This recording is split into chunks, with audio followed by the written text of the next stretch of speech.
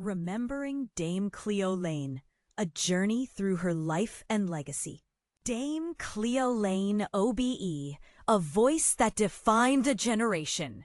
"I want to be no one but me," sang Cleo Laine in Showboat, and she lived up to her promise.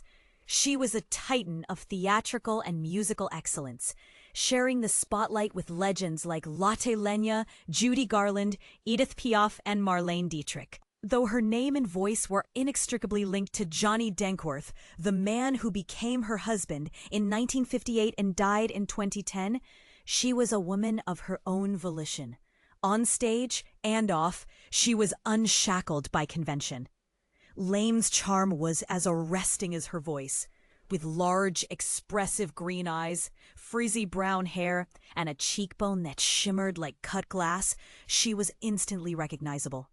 "I didn't want to be any particular kind of singer," she said, insisting her identity was rooted in her own artistry.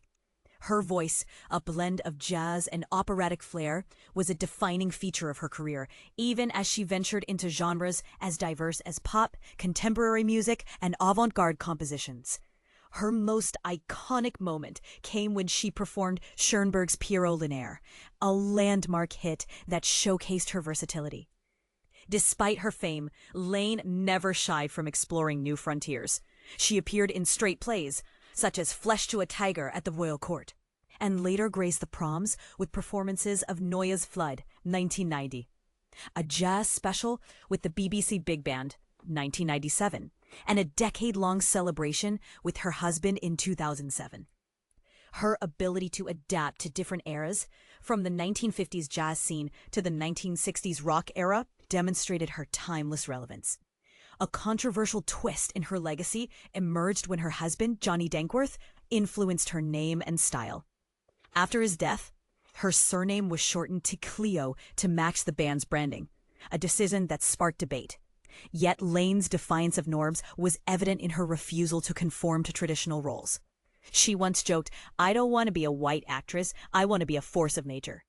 Laine's personal life was as unconventional as her art.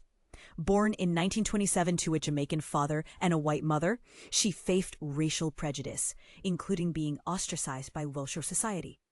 Her father, a factory worker, was barred from a local church for his race, leading him to become an atheist.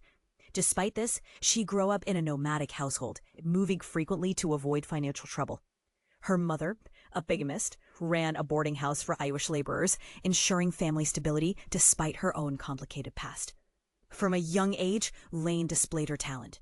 At 3, she began singing in dance classes, later performing in community shows and talent contests. Her early years were marked by a relentless drive to succeed, even as she faced challenges. After a childhood bout of pneumonia, she developed a bronchial quality that made opera less appealing. But she found solace in Billie Holiday's soulful voice, which shaped her own style. During World War II, she was evacuated to America, but chose to stay in Britain, fearing persecution if Hitler invaded.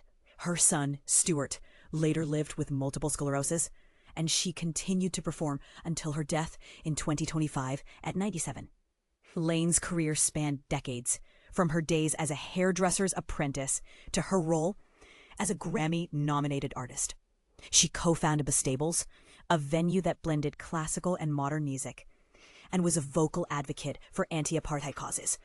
In interviews, she often claimed to be lazy, but admitted to enjoying lounging in bed. She also wrote a best-selling book for amateur singers, You Can Sing If You Want To, and supported campaigns against nuclear weapons. In 2010, a 40th anniversary concert at the Stables marked a poignant farewell. As applause faded, she announced her husband's passing, emphasizing that the show must go on. Her legacy endures as a trailblazer whose voice and spirit continue to inspire generations.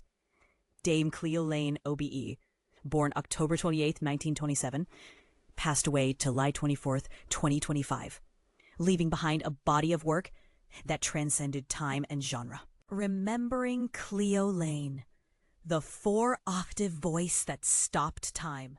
The world has lost a remarkable talent with the passing of Dame Cleo Laine at the age of 97. This news was shared by the Stables, the music venue she co-founded with her husband, Sir John Dankworth.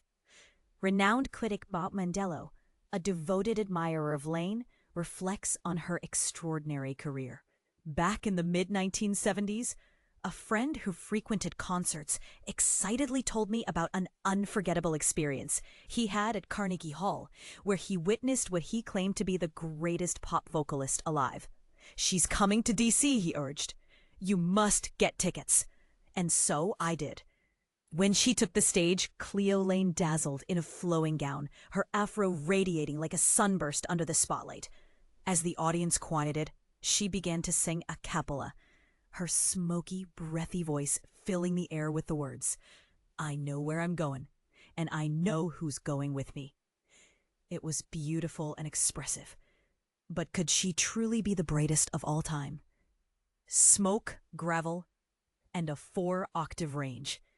The next song was Carole King's Music, performed alongside her husband, saxophonist John Dankworth, and his band. This arrangement was crafted to showcase her jazz prowess. While Laine and Dankworth had been captivating British audiences since the 1950s, American listeners were just beginning to discover her talent. This particular song was also a display of her incredible vocal range, which spanned from deep, gravelly notes to ethereal highs, reaching a full 4 octaves. In one breathtaking moment, she transitioned from her lowest note to her highest and back down again in just 44 seconds. You can hear this stunning performance on her album, Cleo Laine Live at Carnegie Hall, where the audience's astonishment mirrors my own. Believe me, it's a recording you won't listen to just once. While vocal acrobatics are certainly entertaining, they don't define a pop singer. Over the years, as I followed Laine's career, I discovered that she possessed a rare combination of talents. She excelled in jazz, pop, and classical music, making her one of the few artists to receive Grammy nominations across all 3 genres. Her popularity in Britain was so immense that she was honored with the title of Dame in 1997. When it came to comedic numbers, she had a knack for delivering every punchline perfectly, a skill honed during her early career in theater. She starred in numerous West End musicals, including iconic productions like Showboat and A Little Night Music, where her ballads could leave audiences breathless. A thunderclap of applause. I vividly recall her performance of Send in the Clowns at an outdoor amphitheater many years after that first concert. It felt as if even the crickets paused to listen. The audience so entranced that no one dared to disrupt the silence. As she held the final note, I began to count. 1 1,000, 2 1,000, 3 1,000. I reached 7 before the entire crowd erupted into a thunderous applause, a sound I had never experienced before. Laine's career spanned 6 decades, with her husband by her side for most of that time. Tragically, he passed away just hours before a concert in 2010.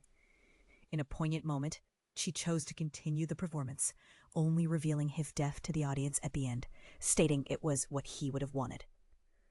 In her later years, while her voice may have softened, it was never diminished enough to challenge the assertion made by a critic from the Sunday Times in the 1970s, who boldly declared that Cleo Laine was quite simply the best singer in the world. But here's where it gets controversial. Was she truly the best? Or do we have other contenders in the realm of vocal excellence? What do you think? Share your thoughts in the comments below.